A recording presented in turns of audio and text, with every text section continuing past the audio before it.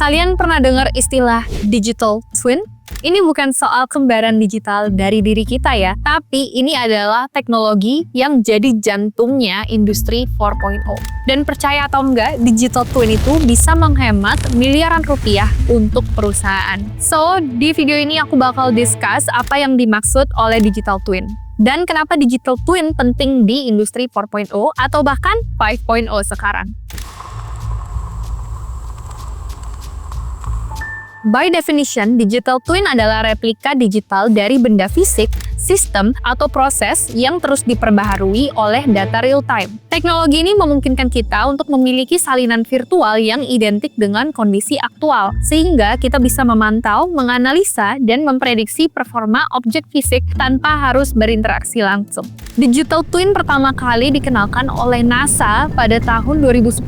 Mereka menggunakannya untuk mensimulasikan dan memantau pesawat luar angkasa di misi Apollo. Tapi teknologi ini sekarang telah merambah ke berbagai sektor, mulai dari manufaktur hingga perawatan kesehatan. Nah, kenapa digital twin ini penting? Karena dalam dunia industri modern, downtime mesin atau kesalahan produksi bisa menyebabkan kerugian besar. Menurut laporan dari Gartner, pada tahun 2024, 75% perusahaan besar akan mengadopsi teknologi digital twin untuk meningkatkan efisiensi dan mengurangi resiko. Ada beberapa komponen utama digital twin yang kamu harus tahu, karena digital twin ini bukan sekedar model 3D biasa.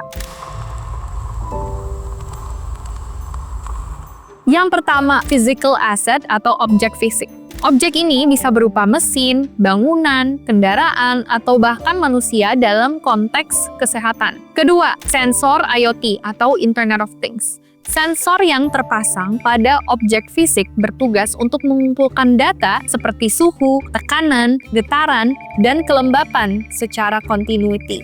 Sensor inilah yang menjadi mata dan telinga digital twin. Kemudian, kamu juga memerlukan platform data, either cloud or edge computing. Data yang dikumpulkan dari sensor kemudian dikirim ke cloud atau edge computing untuk diproses dan disimpan. Ada lagi nih, 3D visualization yang kamu perlu juga.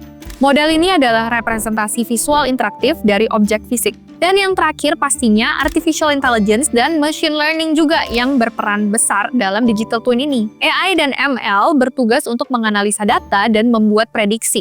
Now that you know about the technology dan komponen-komponennya, sekarang aku mau bahas bagaimana digital twin ini bisa digunakan dalam berbagai sektor. Teknologi ini intinya membuka peluang revolusioner yang sebelumnya sulit dibayangkan.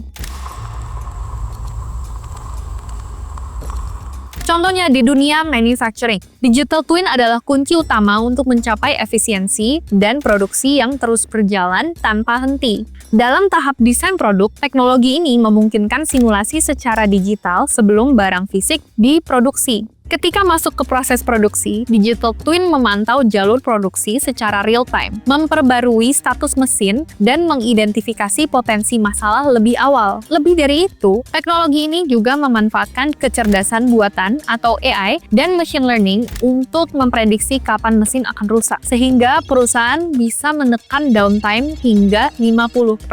Digital twin gak cuma ada di manufaktur aja, tetapi juga ada di healthcare. Teknologi ini memungkinkan terciptanya model virtual tubuh manusia berdasarkan data medis dan genetika pasien. Dokter seketika dapat melakukan simulasi operasi atau perawatan sebelum benar-benar dilakukan pada pasien. Selain itu, peralatan medis seperti MRI dan CT scan dilengkapi sensor yang terhubung dengan digital twin untuk memastikan alat selalu dalam kondisi prima. Kalau kalian masih ingat, digital twin ini pertama diluncurkan oleh NASA. Nah, di industri aerospace, digital twin punya peran vital dalam desain pengujian, perawatan pesawat, maupun roket. Teknologi ini memungkinkan simulasi kondisi ekstrim seperti tekanan tinggi, turbulensi, dan suhu ekstrim sebelum pesawat benar-benar diterbangkan. Mesin pesawat yang telah terbang juga dipantau oleh teknologi ini untuk memastikan kondisinya tetap prima. Bahkan, NASA menggunakan digital twin dalam misi antariksa untuk memantau pesawat selama perjalanan.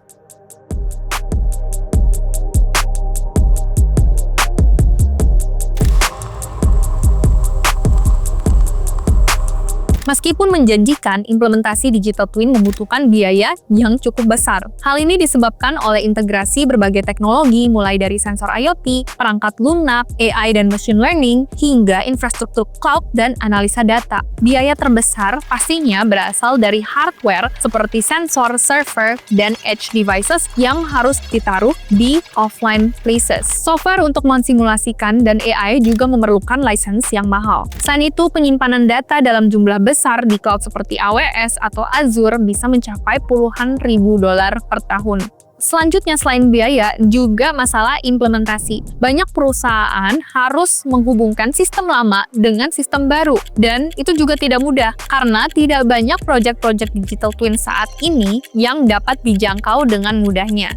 Masalah-masalah seperti bandwidth dan latency juga menjadi tantangan besar, terutama dalam industri yang membutuhkan pemantauan secara real-time. Sebagai contoh, Siemens membutuhkan waktu 18 bulan untuk mengintegrasikan digital twin dengan sistem lama mereka supaya berjalan lancar. Selain itu, mungkin ini jarang terjadi ya, tapi manipulasi data secara real-time juga bisa menyebabkan kegagalan operasional hardware. Kaspersky pun mencatat serangan terhadap IoT meningkat 50% pada 2024. Jadi, selain perangkat digital twin yang kamu harus punya, tapi kamu juga harus mempunyai cyber security team yang sangat kuat dan yang pastinya mempunyai biaya yang berbeda.